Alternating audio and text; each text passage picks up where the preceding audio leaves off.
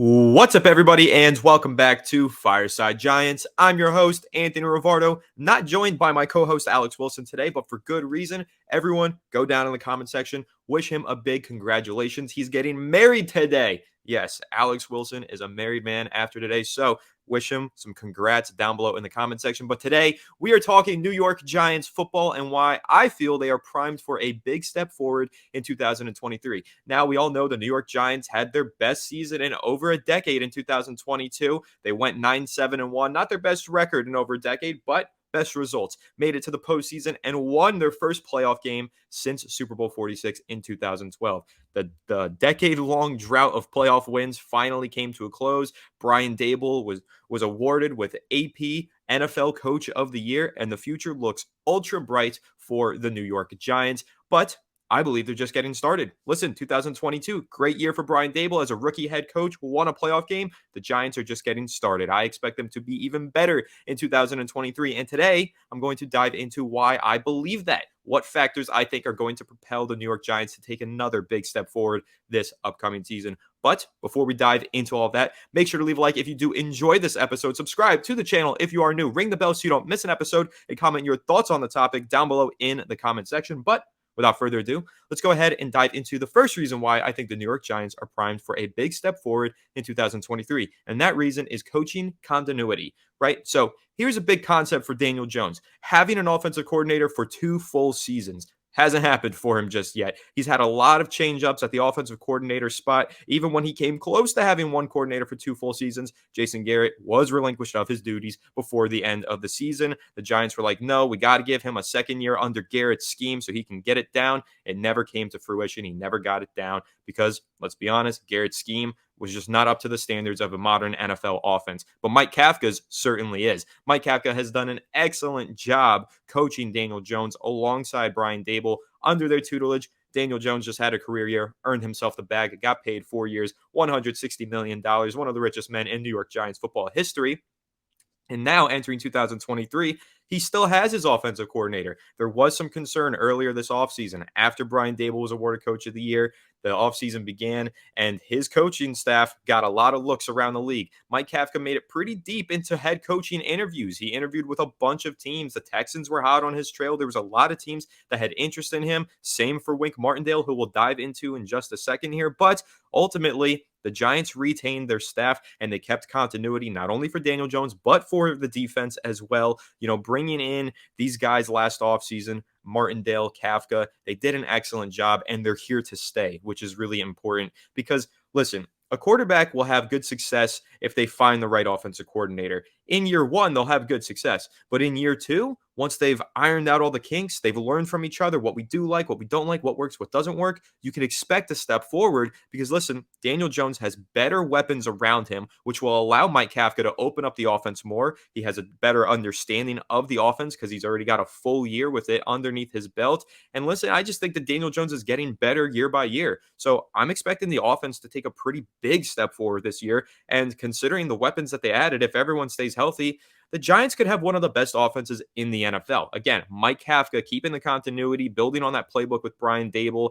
Now with a lot more weapons, I think that when you look at Darren Waller, what he can provide to this offense, Jalen Hyatt as well, Paris Campbell, I think is a really nice low-key addition. And of course, Saquon Barkley, I know he's going through a bit of a contract dispute. We discussed it in yesterday's episode. Go check it out on the channel. But if he's expected to play next season, he's expected to be out there on the field for the Giants, and he's one of the elite players in the league whenever he's on the field. So I'm expecting him to make a big impact alongside Waller, Campbell, Hyatt, and everybody else, including the offensive linemen. Giants did add John Michael Schmitz that cannot go under the radar. And also, again, with coaching continuity, Bobby Johnson, offensive line coach, now going to have his second season coaching Evan Neal. Evan Neal entering year 2. I'm expecting a big step forward for him as well. So when you're looking at it, why I think the Giants are primed for a big step forward in 2023, a lot of it does have to do with the offense. I think there are many different factors that scream this offense is going to be much better this year than it was last year.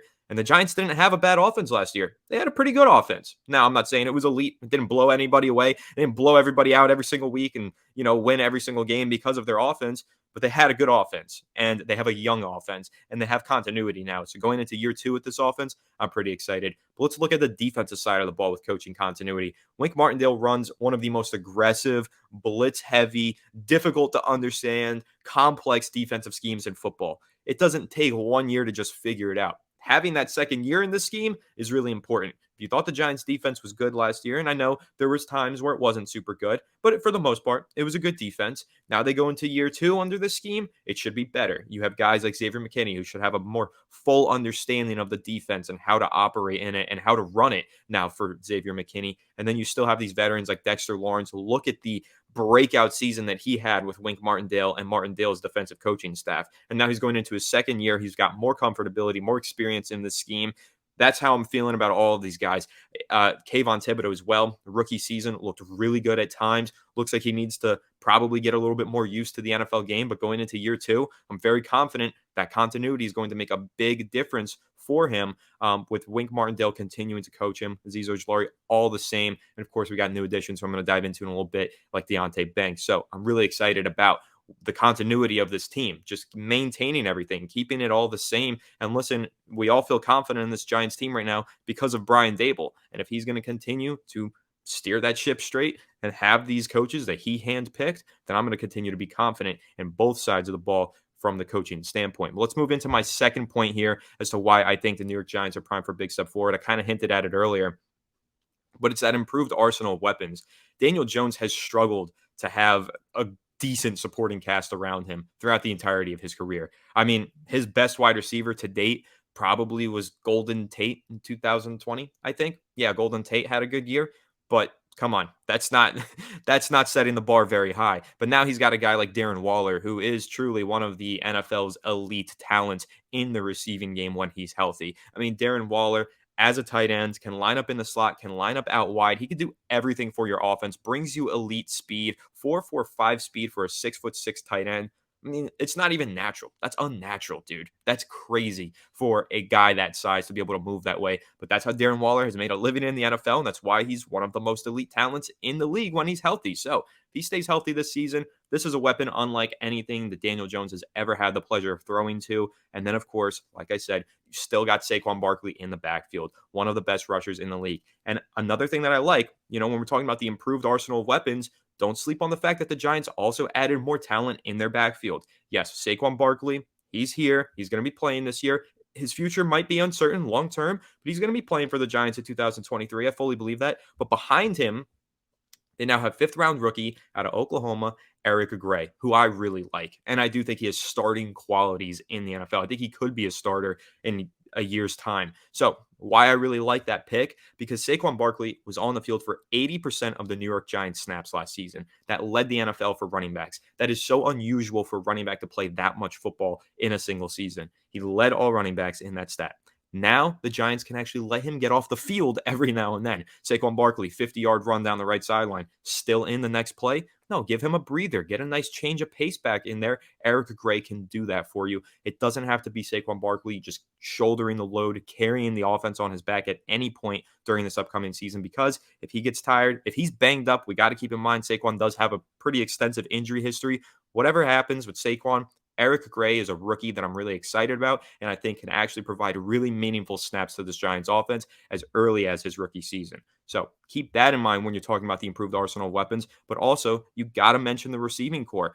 This is going to be the second year for Isaiah Hodgins in this offense. And keep in mind, he only had a half of a year in this offense this past season. So now going into this full season in this offense, we could see the breakout of Isaiah Hodgins. I know we think we saw it, but there might be more in the tank for Hodgins going into a full year with Mike Kafka, Brian Daboll, and Daniel Jones. Because, listen, Hodgins did an excellent job getting picked up mid-season, learning the playbook. I mean, it was mostly the same from what he learned from Daboll back in Buffalo, but he didn't have all those practice reps with Daniel Jones. They didn't have the timing just down immediately. It looked like they did, but I bet that they didn't. But now he's got all of these OTAs that they're running right now, which he's looking great in, Hodgins is. Then they're going to have training camp preseason. There's a lot more preparation time for Isaiah Hodgins to continue to build that chemistry and continue to feel comfortable in this offense. So you might see a big year in store for him. Watch him take a step forward in 2023. I'd be remiss if I did not mention Darius Slayton, the excellent season that he just had this past season, the fact that he's still going to be a starter in this offense. I really like Slayton. I think he brings good speed, good run after the catch ability. Yeah, a little bit inconsistent, especially with his hands, some drops here and there, but that is a damn good football player. And I think that him and Daniel Jones are going to be excited to continue to throw the ball with one another this upcoming season. And now, got to mention Jalen Hyatt, because Jalen Hyatt has unbelievable potential. I mean, he's one of the fastest players in the league from day one, according to most accounts, right?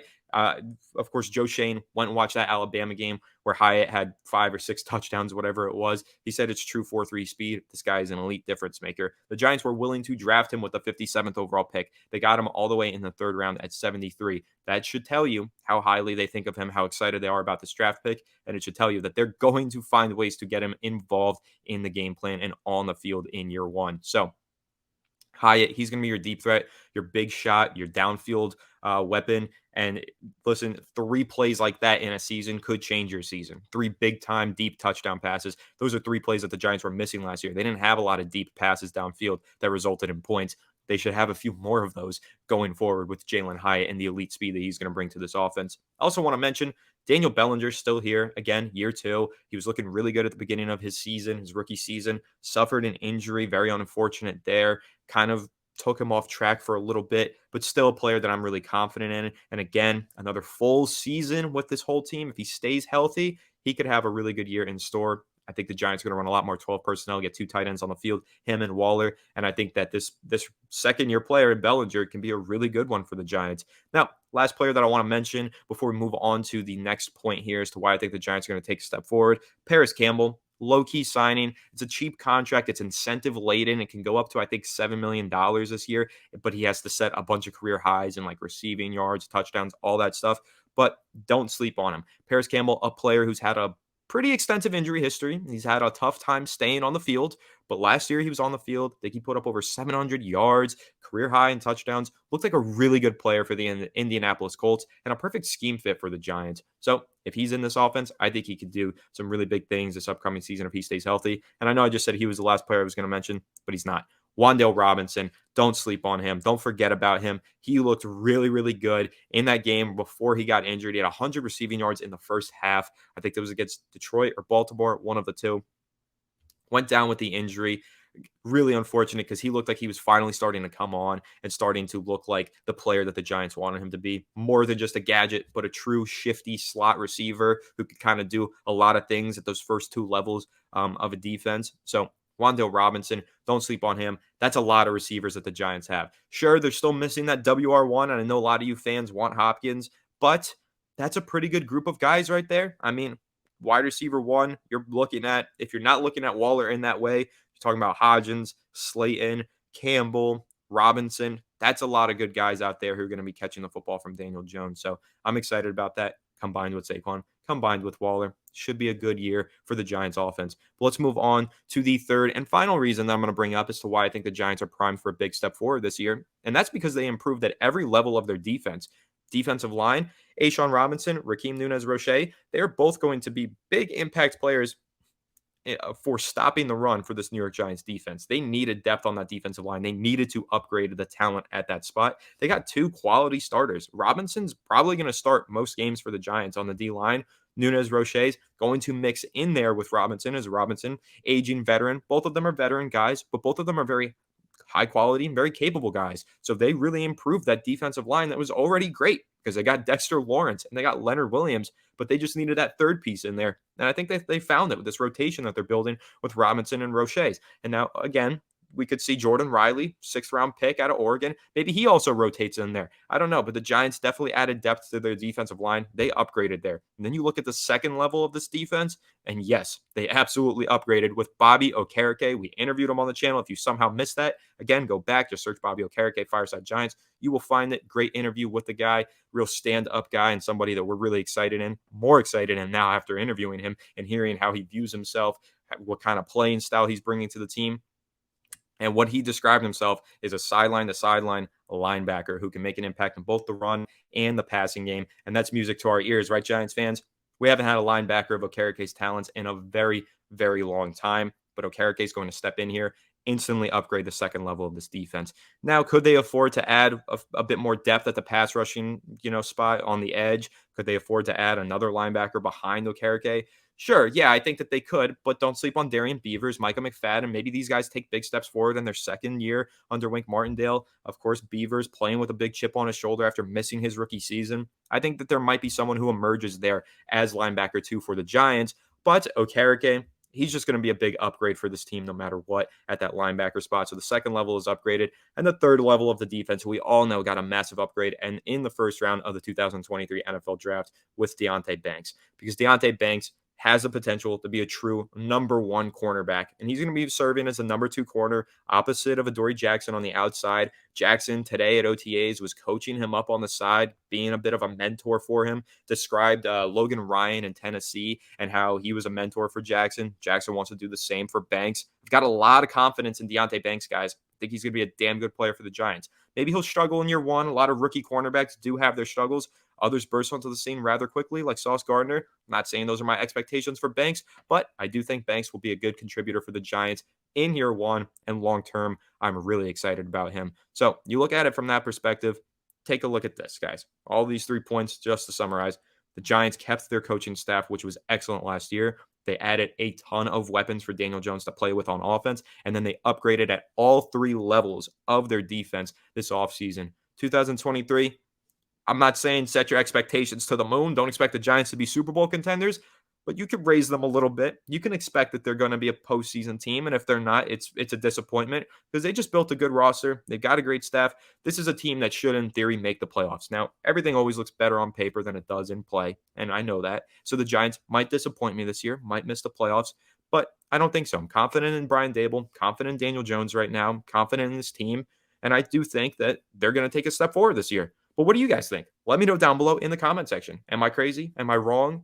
Are they going to take a step backwards? I know some of you might actually think that, so comment it down below. But if you agree with me, I want to hear your opinions and perspectives on that as well. So make sure you leave a like on the episode. Subscribe to the channel if you are new. Ring the bell so you don't miss an episode and comment your thoughts down below. But anyways, I will catch you all in the next one. Have a good one, and let's go Giants.